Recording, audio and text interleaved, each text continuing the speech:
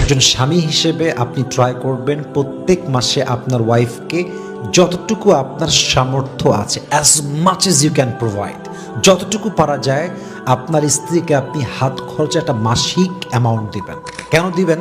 আপনি দিবেন এই জন্য যে এটা নবীজির সুন্নাহ। আপনি দিবেন এই জন্য যে আপনি যখন আপনার ওয়াইফকে হাত খরচে টাকাটা দিবেন, আপনি এটা মাথায় রেখে দিবেন যে আপনি এটা একটা ব্যাংকের অ্যাকাউন্টে জমা রাখছেন। কারণ দেখবেন ওয়াইফ যা টাকা পায় সহজে খরচ করে না, সে জমিয়ে রেখে দেয়। দেখবেন স্বামীর থেকে টাকা নেয়, আবার টাকা জমিয়ে রাখে। স্বামী বিপদে পড়লে ওয়াইফ তার জমানো টাকা দিয়ে তার স্বামীর কাছে সহযোগিতার হাত বাড়িয়ে দেয়, ঠিক কিনা বলেন? তা আপনি আপনার ওয়াইফকে যেই মান্থলি একটা অ্যামাউন্ট দিবেন হাত খরচের জন্য, ওইটা কোনো হিসাব চাবেন না যে তুমি এটা কোথায় ব্যয় করেছো, কেমনে করেছো, হিসাব দাও, লিস্ট দাও, তালিকা দাও। এটা ব্যক্তিত্বের পরিচয় নয়।